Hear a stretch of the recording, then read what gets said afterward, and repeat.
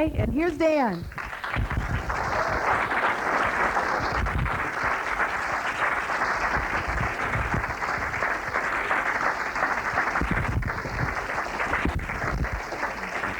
If we get a marker up here, David, that'd help. Oh, we got one coming. All right. I got a kick out of Betsy saying thank you very much. Betsy saying, don't worry, the business works. And so many times, particularly when we're new in the business, we think that when we're showing the plan, we need to prove to somebody the business works. This business is beyond proof. My goodness, they've been in business now for almost 30 years, doing $1.3 billion a year in business. There's close to 2 million distributorships involved worldwide. It's the only company in the United States, anyway, that ever went from zero to $1 billion entirely debt-free. To my knowledge, it's only the only $1 billion a year business in the world today that's still entirely debt-free. And you know, and that somehow when we go out in the beginning, we think we need to prove it. That plan will work. There's no question on that. The question is always going to be whether or not you will work the plan. There's only one rule of thumb in this business, one golden rule, one absolute, and that is this: get started and don't quit. Now, you will get everything you want in this business eventually if you get started and don't quit. That's what it all boils down to. We were out in Perth yesterday, and Lauren was talking about, and he's an Emerald Direct distributor out there, and he's talking about a few years ago when he'd put together an organization. He was what was called a Ruby Direct in the business. And down here, how much volume are you running on Ruby? 12,000? Okay, 12,000 points a month is a Ruby, so he was running that. They were full-time in the business and had a nice lifestyle.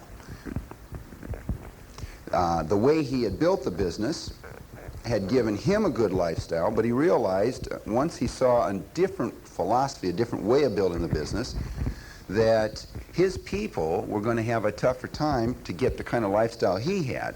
He realized that he could bring on more people faster and more profitably by switching the method that he was building the business. And so he decided to do that, to switch that, and his whole group quit, except for 6. Because, well, we all have a tendency, I'm sure most of you work for a company where at least one guy in there is always running around saying, hey, don't change it, we've always done it this way. I work for a large corporation. The main function of the middle bureaucracy of a large corporation is to protect the status quo. And, you know, and people get threatened if there's changes because we get into our comfort zones. You ever notice that? We call it the rut in the plan, but really what a rut is what we feel comfortable with. If we just keep doing the same thing day in and day out, we feel comfortable. Little by little it saps the life out of us, but we don't realize that. It's well, it's kind of like how you boil a frog. I don't know if you boil frogs down here, but if you were to take a frog and drop it into a pan of boiling water, that frog would jump right out of there. You wouldn't be able to boil it. So the way you boil a frog is to get a pan of water and cold water, put it on the stove and drop the frog in it, and the frog will sit in there.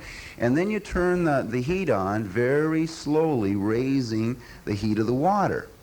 And what happens is little by little the frog adjusts its body temperature to match that of the water until eventually it gets high enough, and it's in a dormant stage by then, that it boils, and you boil the frog. That's how you boil a frog. Well, you see, this is also, that's the truth. And this is also how you take away people's personal freedom. You get them to expect that average is the best they can have in life, and little by little you can have control over them. And you see, what happens is when we go through life just taking things as it comes and living on a day-to-day basis, that's pretty much what happens. It's slowly raising the temperature of that water in our life, and we get into these comfort zones where we get up, go to work, and come home, and in each of those phases we know what's expected of us, and we know there aren't going to be too many curveballs thrown at us. and we know what our limits are and how to react and everything, and so there aren't that many surprises till we have a kid, and then all of a sudden there's all kinds of surprises. And the surprises are what upsets it, because it takes us out of our comfort zone. It's the same thing when we get into the business. We've gone along comfortably in our rut. We're in our comfort zone. All of a sudden, somebody sits down, spins some circles, throws some dreams out, and it messes our life up forever. I mean, we can't sleep. We go to bed. We see circles coming down off the ceilings, over the walls. 3 o'clock in the morning, we're jumping up, adding another name to the list, and maybe it'll happen, you know, and we get all excited and all, and then all of a sudden our sponsor says, okay, now the next step is invite your friends over and I'll show it to them. And we say, fine, no problem, and we go to the phone, and all of a sudden, boom, we're over in the uncomfort zone. And folks, that doesn't feel good, because we're doing something new, we're doing something different, and so it's uncomfortable. Now that's our first decision. Are we going to jump back into the comfort zone and get started, or don't quit? That's quitting. Or are we going to stay in the comfort zone until or the discomfort zone until it becomes comfortable? If you stop and think about it, everything that you're comfortable with now, at one time you weren't comfortable with it. The first day on the job, new people, new tasks, you didn't feel comfortable. How many of you are married? Remember that first year?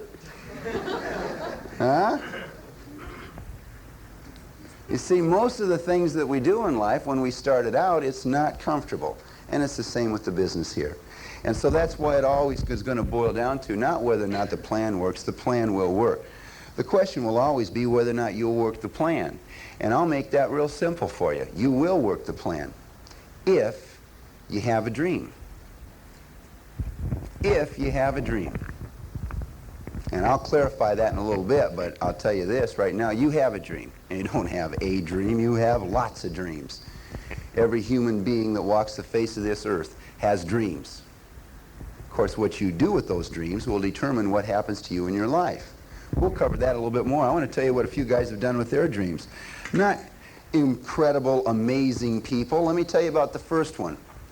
Guy that's 24 years old, he's got a high school education, stutters so bad that he's one of these guys that when he talks, people's heart just goes out to him.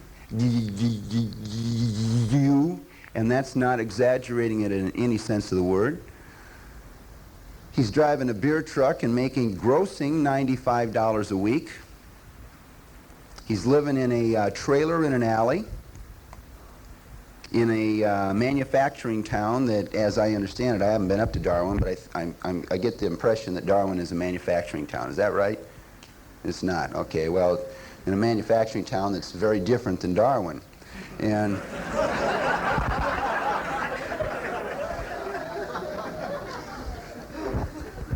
his wife is also 24 years old. She's pregnant with their 5th child. Now, does this sound like somebody that is a great individual? For many of you, you probably know somebody like that, and you're probably thinking, I don't think I'll show him the plan because he's not sharp enough. You see? But this guy saw the plan. And his biggest dream in life at that point, once he saw the plan, was to make $1,000 a month. That's all he saw in it. Now, he'd already seen the business twice before and said no. This time, when they sat down and explained it to him, they related it in a manner that he related to. And of course, most of you know I'm talking about Dexter and Bertie Yeager. His dream was to make $1,000 a month, and 60 days later, he was a direct distributor and making $1,000 a month. Even though he stuttered, even though he lived in a trailer in an alley in Rome, New York, even though they had 4 kids and he had a pregnant wife who was negative about the business, or negative in life. She was just negative. Bertie Yeager didn't even get on stage until after she was a diamond. In 60 days, he was making $1,000 a month. 6 months later, and in 90 days, 120 days, he was a Ruby direct distributor. And 6 months after he got in the business, he was running 600 points. By that time, he'd quit his job. You don't make much money on 600 points. He still had 4 kids to support, still had a pregnant wife, but he still had his dreams. That was in 1964. From actually 1965 until 1972, he tried everything in the book to make this business work. And in 1972, they personally sponsored or developed 12 direct distributors. 12 of them went over in 1 year. Because from 1965 to 1972, he put together a system and a pattern on how to develop these businesses. He had all this wisdom about this business because from 65 to 72, 7 years, he made every mistake you could possibly make and learned all the things that would work by finding out all the things that wouldn't work. Today, they have 20 personally sponsored direct distributors, which is exciting, but this is what's more exciting. There's over 10,000 direct distributors in their organization. There's over 200 diamond direct distributors in their organization, and a diamond direct distributor in this business is a millionaire. Has an organization that spans the globe, known all over the world, has political clout throughout the United States. He's called a political power broker, not something he ever wanted to be, but all of a sudden people realized that he had influence over lots of people, and so Washington, D.C. started catering to him. In the process, he lost his stuttering, and in the process, he became a man of great wisdom, great compassion, and supreme speaking abilities, and the guy is like he's a genius or something. He has so much common sense that he's able to use. He's a giant among giants. But I don't want you to ever forget that in 1964, he was a little short fat guy living on an alley in Rome, New York, and he stuttered so bad it took him 3 hours just to draw the circle part of the plan.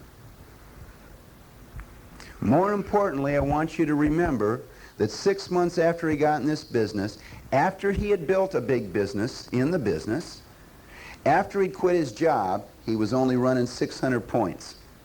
And for 7 years, he struggled to find a way to put this together. It's so easy, and I'll never forget one first time I saw Dexter Yager. I'd been hearing about him for something like 6 or 7 months. And I was sitting in a room of about 200 people, and the stage in the front was probably twice as tall as this, and I was sitting about right over in there, about 7, 8 rows back, right in the middle of the room. And they introduced Dexter Yager, and there was this door opened up over there, and he's only 5'7", I think, something like that. And he came walking in there, and he looked like he was 6'5" to me. I mean, it was like a god was walking into the room. I'm not somebody who is a hero worshiper, you know. I never was a rock groupie or anything like that. A man is a man. But there was this aura about him, and I hung on every word that he had. And I had him way up on a pedestal. And now Tony was did he play the piano when he was here? Did you? Okay, well, you know this he's got the talent he has. But his career was on a downward swing, and so he was playing in some nightclub at nights and teaching piano during the day. Susie was teaching school, and they were living on one of those apartments over the stores downtown. Now, I don't know what that is here, but that is Skid Row in the United States. They had 2 teenage daughters. They had a 1-bedroom apartment. Tony and Sue had the bedroom. The daughters slept in the living room, one on the couch, one on the floor. Tony sat down and showed them the same circles, the same business that you saw. Tony says, well, we'll try. They didn't have time. They didn't really have a lot of friends, and most of their friends were the friends that they met in the bars. Dexter says, have a meeting next week. I'll come back next week, invite all your friends over. Tony says, okay. Dexter drives 400 kilometers home. A week later, he comes back, and it's Dexter and Tony and Sue. It's what's called a no-show in the business. And Tony was crushed. And Dexter says, don't worry about it, Tony. He says, we'll do it again. Next week, I'll come back, invite everybody over. Dexter drove 400 kilometers home, and the next week, he drove 400 kilometers back, and it was a no-show. And that wasn't because they weren't calling anybody. They were calling their friends. But their friends never had the common decency to come over and at least look at what they were so excited about. And Dexter says, don't worry, Tony. We'll do it again next week. And next week was a no-show, and the next week was a no-show, and the next week was a no-show. They had 26 no-shows in a row. But they still had the 27th one. And I've sponsored people, and I've sat down and spun those circles out and showed them because they told me they wanted to start a family, but they had to have some income so the wife could come home to be able to raise the family. That was what they wanted. So I showed them how I'd help them do it, and they said, yeah, that's what we're going to do. And so we go over, and you know what? They didn't call enough people, and they had a no-show the first night, and they said, well, you know, we thought about it. We don't really think we want to do this. But you see, Tony and Sue saw a chance to be somebody. You get started and you don't quit. That's all it is. Today, Tony and Sue have 6 personally sponsored direct distributors. They're Diamond Direct Distributors. They have more Diamond Direct Distributors in their organization than they've ever met. Many of them they've never met. Some of you, you know, you're thinking, boy, you know, someday maybe if I can have more distributors than I really even know in my organization, wouldn't that be something? He's got more diamonds in his organization than he's ever met. Why does something like this happen, and which is unheard of in the network marketing industry? Because of the system and the pattern that Dexter Yager put together.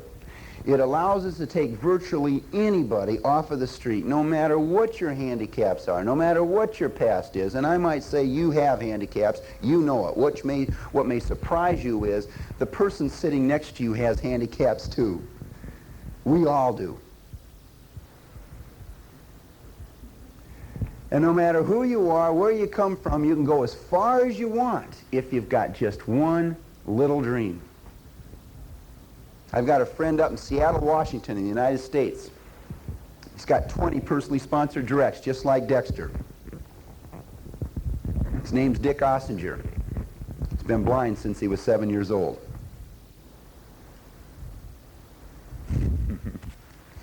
But you see, people ask him all the time, well, how did you do it with your handicap? And Dick Ossinger, who has got, I mean, the guy's attitude is so great. He's just one of these guys, and you go meet him, he says, good to see you.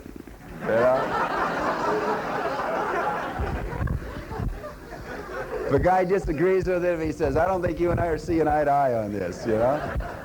And people ask Dick, they say, well, how did you do it with your handicap? And he says, I've never had a handicap. He says, but I talk to people every night that do. You see, I always knew I could do it.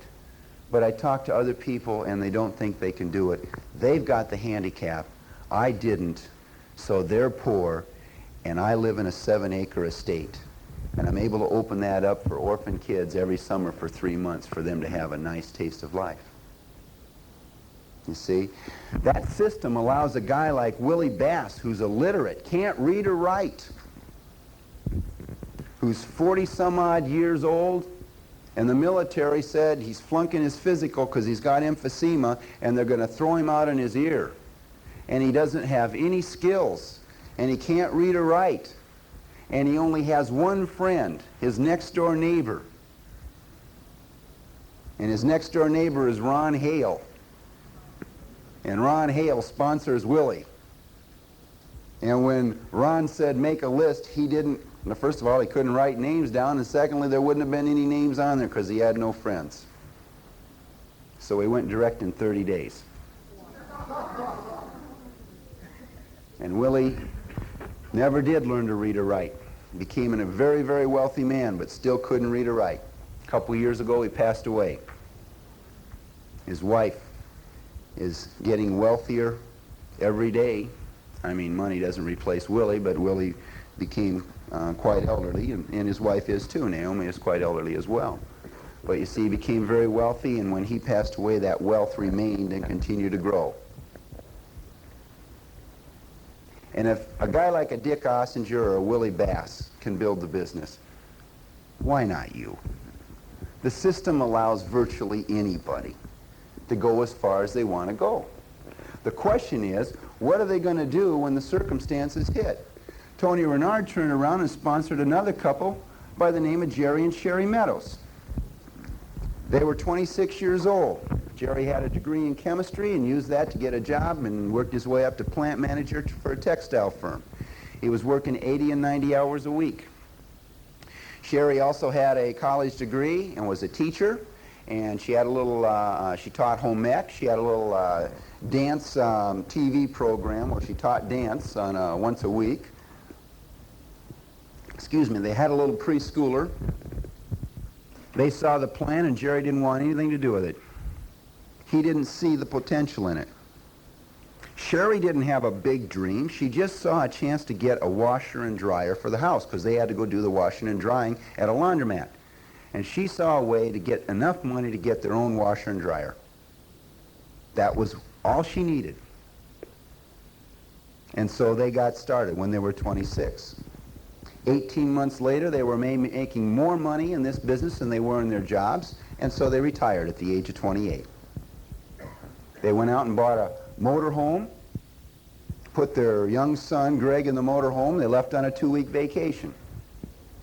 18 months later, they got home.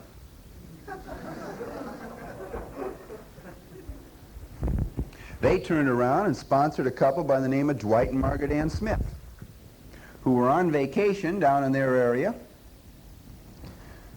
Dwight was 49 years old. I might say now that Jerry and Sherry have 9 direct distributors, live in Nashville, Tennessee. They've got 3 homes that I know of there. The home they live on is a 155-acre horse ranch. And it's one of those homes that when you drive down the street, everybody says, gosh, who lives there? It's Jerry and Sherry. What's interesting is they live across the street from B.J. Thomas, who's a very famous country western singer up in the United States, and he's, you know, got all this fame, but nobody ever notices B.J. Thomas's house. It's always who lives in that one over there. Well, Jerry and Sherry sponsored Dwight and Margaret Ann Smith. Now, Dwight and Margaret Ann were 1,600 miles from home. Dwight was 49, had 5 kids. 3 of them were in college. 2 of them were getting close to it. Lived in a beautiful, he'd been a corporate employee all his life, very successful in that area. Lived in a beautiful English Tudor home with, I mean, classic English Tudor with the vines going up the side of the house and the green shutters and the stone. They had the living room with a big, what do you call that, balcony over, you know, with the railing, the wood railing overlooking it all. And a big fireplace, stone fireplace in there, off-white carpeting. It was just a gorgeous place. And country club set. He had a lot of status. And he was not interested at all when he saw the plan. Now, Margaret Ann had a master's degree in education. She was overqualified. Nobody could afford to hire her. And her kids are leaving the nest, and she was feeling unfulfilled. She wanted to do something to, you know, feel like she was contributing. So she got excited for that reason. They drove 1,600 miles. What is that, kilometers? Well, anyway, it's a long ways. They drove, and that's how far their sponsor was. They drove all the way back to Iowa. Dwight, to this day, admits the only reason he went out and drew the circles was because Maggie was nagging him, and he was just to get her off his back, he went out and drew the circles. He drew the circles. He showed 57 people the plan in a 9-month period of time, and they all said no. But he showed it to the 58th. Now, I've worked with people where I've drawn the circles for them, and they've gotten all excited and everything. Here's their chance. Here's their chance. And they just knew their best friends, Larry and Vicky, were going to get in this thing, and turns out Larry and Vicky weren't excited at all. They didn't get in, and just because Larry and Vicky didn't get in, they said, you know, we really didn't want that house after all. Poof, there went their dream. But for some reason, Dwight Smith went and showed it to the 58th person, and he got in. and 90 days later he was a direct distributor. Today they've got 6 direct distributors. They own a beautiful home in Ames, Iowa, which is in the middle of nowhere. They own a second home down in Scottsdale, Arizona, which is one of the most exclusive living areas in the United States. In Ames, Iowa, which Ames, Iowa would be, oh, I got to think of a place. I mean, it's out in the boondocks. It really is. And but he drives. He's got a Mercedes sports car, a Mercedes station wagon, and a Rolls Royce. I don't know of anybody else in the state of Iowa that has a Rolls Royce. And my family lives in that town, and every time he goes to the grocery store, it messes people up for a week. Now, he turned around and sponsored this guy that was, well, if you want to be polite, you'd call him a hippie. If you want to be impolite, you'd call him a freak. He had a whole mass of curly black hair, scraggly beard, looked like Pancho Villa. He wore sunglasses 24 hours a day.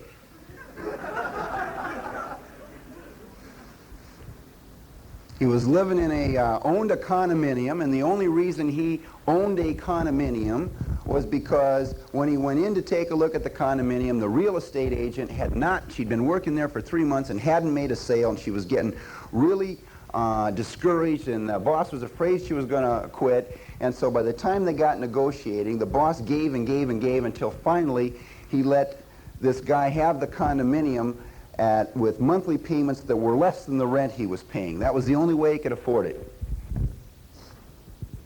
He had recently gotten married.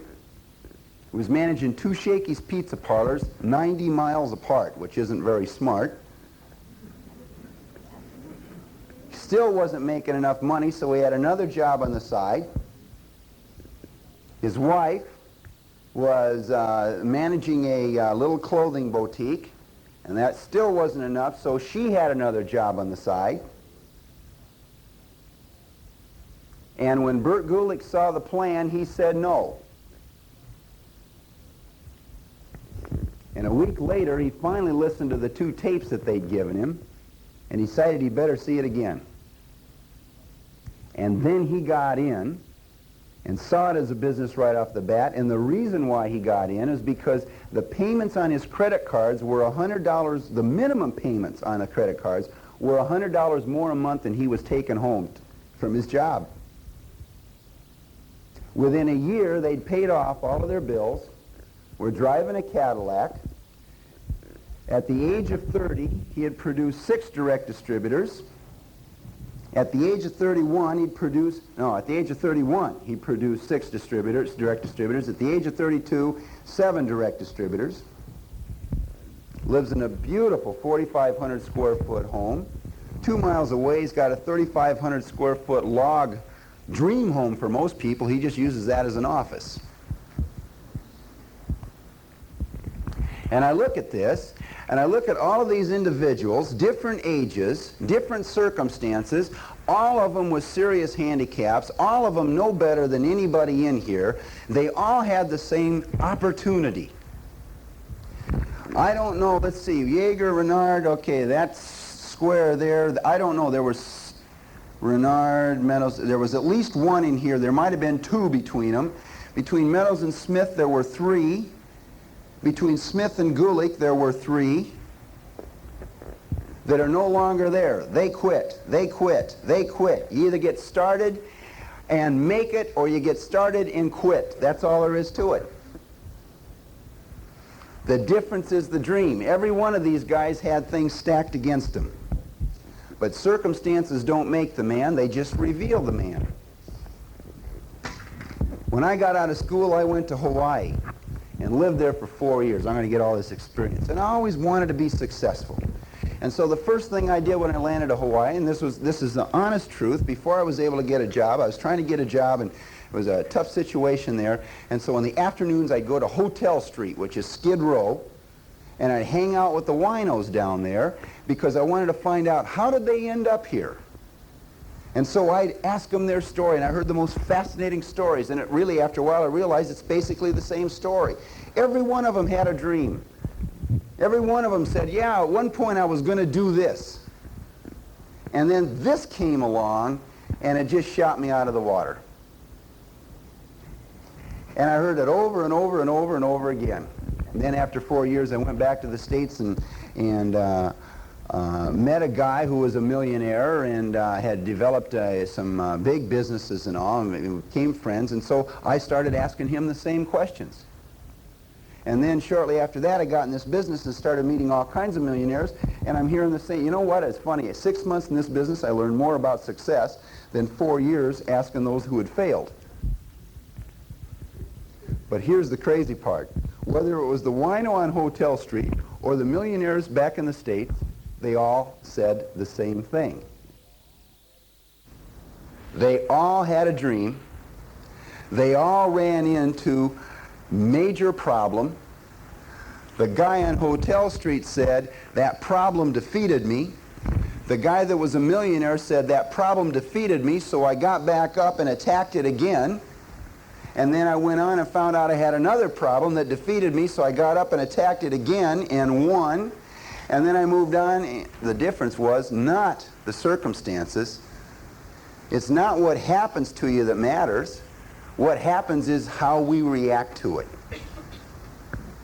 I want to stand up here and tell each and every one of you, because of the power of the Amway Sales and Marketing Plan, you can have everything you want in life.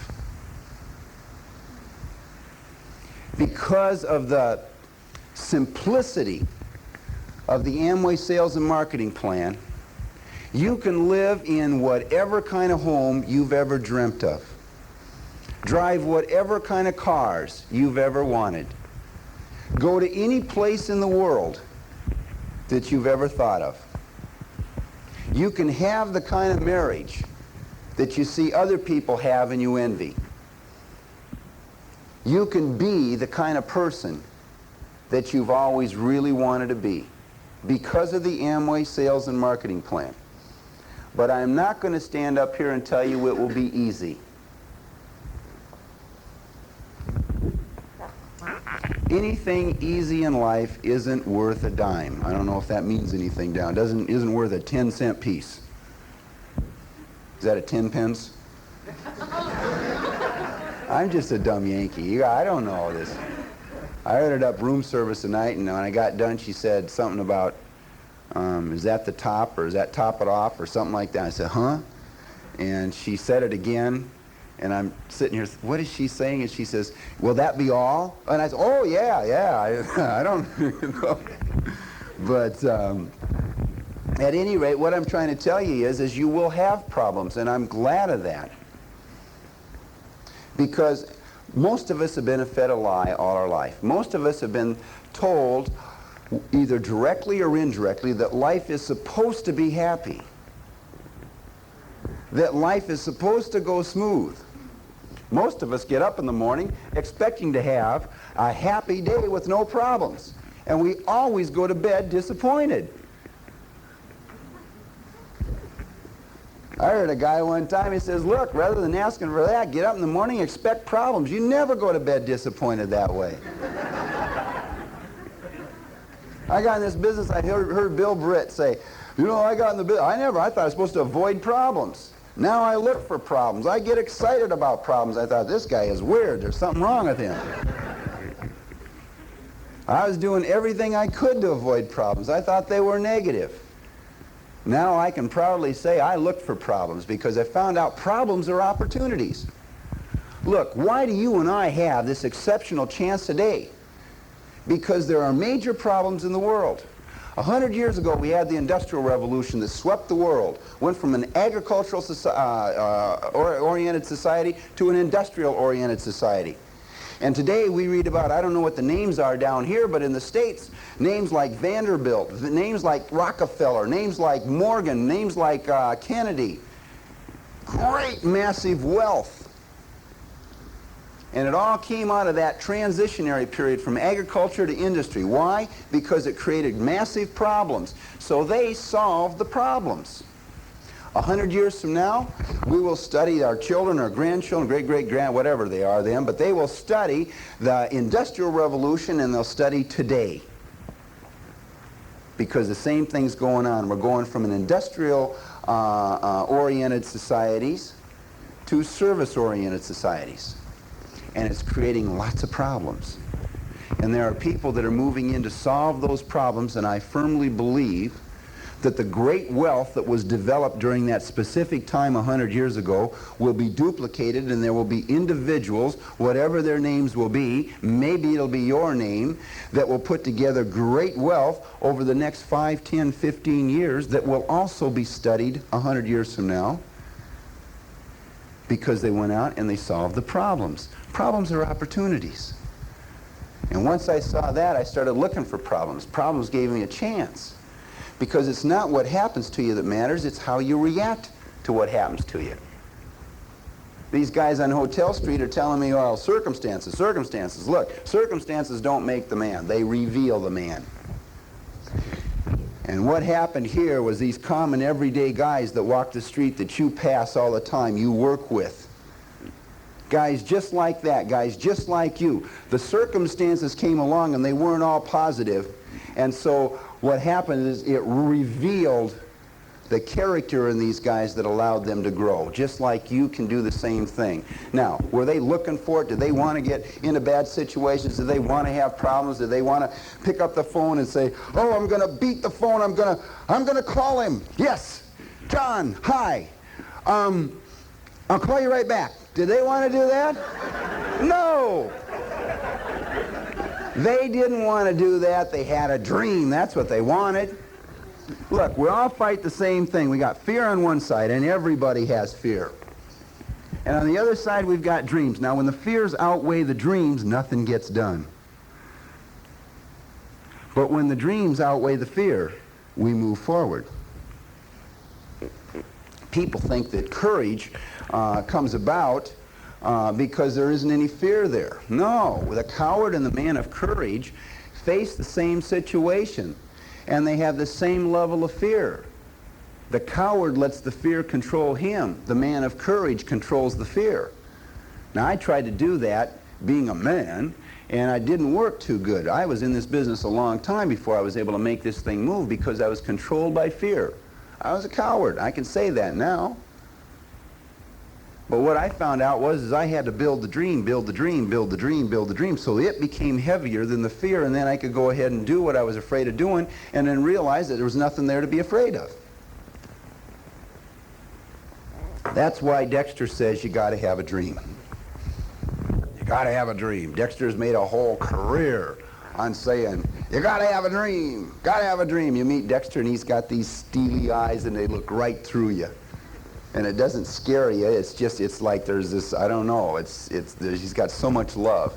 And he does the same thing, he shakes that hand and says, you got a dream? Got a dream? Got to have a dream. And I thought this was so dumb. You got to understand, I came from a corporation, I was cool, I was sophisticated. All right, we set goals at the corporation. What are you talking dream about, you know? I mean, this was really dumb. And along the way I found out the dream is what made me move, and the dream will make you move. All it's going to boil down to is the dream. Got to have the dream. Now you need to understand, and we say in the business, you hear lots of people talk about the fact that there's two kinds of people in the world. There's dreamers and there's non-dreamers. All right? And that is true, but it's not true either. Because as I said before, everybody's got dreams. Everybody's got dreams. The difference between the dreamer and the non-dreamer is the non-dreamer doesn't have faith. Now all faith is belief in something that isn't there yet. Belief in things unseen. That's what faith is. We all have the dream. The non-dreamer doesn't believe a dream because he has no faith. The dreamer can believe a dream because he has faith. Now, a baby dreamer, a beginning dreamer, somebody like me, he's just hoping. He doesn't really believe in the dream, he just hopes. And what you got to do is you got to learn to believe in the dream. Because there's two sides to us. On the one is the desire for security, and on the other is the desire for freedom. And it's kind of a tug and a pull all the time. Now, our security is in the status quo. Our security is in the rut. And yet we can lose our freedom forever if we hold on to the security too much. Circuses have, or zoos, make a lot of money with the spider monkey because those guys are all over the place and they're funny to look at and everything. And the way they catch spider monkeys is a fascinating study, because what they do is they take these big, heavy jars out into the jungle, and they come down and they got a narrow neck. And they lay those down on the ground and they drop a peanut in there. Spider monkey comes in, and the neck is just big enough where he can slide his hand through that neck. He reaches in and he grabs the peanut. The only thing is now he's got a fist, and when he takes his hand back, he can't get his fist through the neck. Now the jar is too heavy for him to carry, and so he's anchored down on the ground. Now if he just let go of the peanut, he could take his hand out and he'd have his freedom. But you see, he's afraid to let go of what he already has, and so the guys come out and merely pick him in the jar up and put him in a cage, and he loses his freedom for life. Now, I was caught in that trap for the longest time. I was afraid to let go of what I already had. I was afraid to get too excited about my dream. I was afraid to develop that dream. I was afraid to get myself believing in that dream and wanting it so bad I'd do anything, because what if I wouldn't get it? What if I give it everything I got and I don't get my dream? And I would have lost both my security and my freedom if I wouldn't have just gone ahead and let go. Because 6 months after I retired, 50% of the division I worked for was walking the streets. And it didn't make a difference if they were doing a good job or a bad job. They were just somebody that went through and they said, look, we're top heavy, we're going to merge, and so we just need to eliminate positions throughout the organizational chart. We'll do that one, that one, that one, that one. Boom. And the guy that replaced me was one of those that was walking the streets. It's kind of scary, but it happens all the time. First, you got to believe in your dream. But before you can believe in your dream, you got to want to believe in your dream. That's the first step in belief. Wanting to believe. Once you start believing in your dream, then comes the commitment. It's kind of funny. We get committed. We think we got to get committed to the business, and you really don't. You get committed to your dream. But it's fun. We go through this same stage, because a commitment is kind of, well, it's kind of like going into the ocean, all right, when not where the waves are coming in heavy, but where it's kind of solid. And the first coming in, what you do is you get your feet wet about up to mid-calf. You know, that's when you say, well, all right, I'll have a meeting over at my house. And you have a meeting. First meeting's a no-show because, well, none of the people that you called came, mainly because you didn't call anybody. Isn't it funny how usually there's a no-show when you don't call anybody? And you can almost bank on that one. Now, next step is commitment goes up to about knee level, and that's when you've gone out and you started drawing the circles. Now, you've got your chicken list over here. After you get rich, you're going to show it to them. But these guys over here, they're dead broke. You know they need money, so you're going to go show it to them. That's about knee-high commitment. And what happens about that time is you go to a rally, and man, I'll tell you, you get turned on. You hear a couple of things there that really excites you, and the most important thing is you saw some idiot-looking turkey walk across stage as a new direct, and you knew if that guy could do it, you could do it. So now you're up to here in commitment. You know, that's where you'll actually go over and show your mother-in-law the plan. All right? And then about that time, you got a family reunion. You go to a family reunion, and this business gets in you. And when this business gets in you, everything changes. And man, you get up to about right here. That's where you're going to go out and you're just going to wipe out that list. You don't care what they say, who it is. You're going to wipe out your main list. and things really start to happen, and then you start changing some pins then. As a matter of fact, you're getting pretty close to going direct, and all of a sudden, boom, you start seeing friends of yours going direct, and that's it. You want it. And here you're all the way in. And that's when you reach up and you pull your chicken list down, and you start calling them, and you give it everything you got. It used to be that bowling or football or going to the beach, that was a high priority thing. All of a sudden, put them on the back burner, baby, because I'm going to go for it. Used to be that I've got to play soccer once a week or I can't relax. Now you're thinking, you know what, I'm going to give it everything I got for 6 to 12 months, or I'm never going to play soccer again. And the reason why is because at 6 to 12 months I'm going to be a free man and I'll play soccer every day of the week. You see? Now, nobody can tell you to do that. Your sponsor can't tell you that's what you got to do. Your sponsor can't say, okay, look, you've been knee-deep in commitment for the last 3 years. I think it's time to consider maybe going up to the hip now. For you guys, even your wife can't tell you that you've got to get to your chicken list. Your direct can't tell you, look, you really should show the plan a couple more times a week. That's got to be you. And the reason why is you don't have a boss here. You're the boss. It's your business. And some people want to hit this thing every night, every night, every night. In fact, I was just out in person. I told a guy, look, you don't work this business every night. You've got to make